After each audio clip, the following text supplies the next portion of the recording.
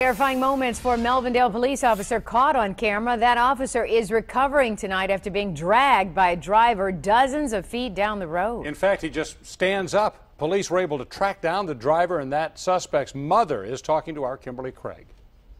He said he didn't want to go to jail.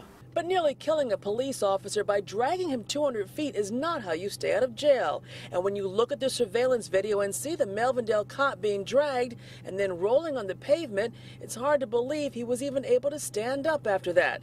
And the man behind the wheel who could have cost the officer his life is 57-year-old Anthony Rhodes. When he came and told me what happened, and he said, now, these police is after me, but I haven't did nothing.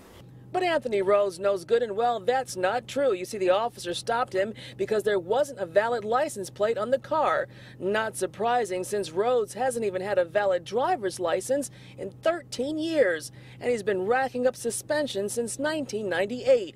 And Wednesday morning, when Melvindale police pulled him over, he did stop, but not for long. He said he didn't drag. He said that he was holding on to the car, and the police told him to pull over, and he said when the light changed, he just took off because it scared him so, and he wasn't driving fast or nothing like that. Thankfully, the officer is expected to make a full recovery, and Rhodes, who is already on probation for peddling stolen metal, is now charged with assaulting an officer and fleeing and eluding. And we can thank a Good Samaritan for helping police track him down. You see, that Good Samaritan saw the officer being dragged, and once they saw he was okay, they followed Rhodes, saw him park the car in front of his mom's house, wrote down the address, and gave it to police. When police arrived, Rhodes had taken off on foot.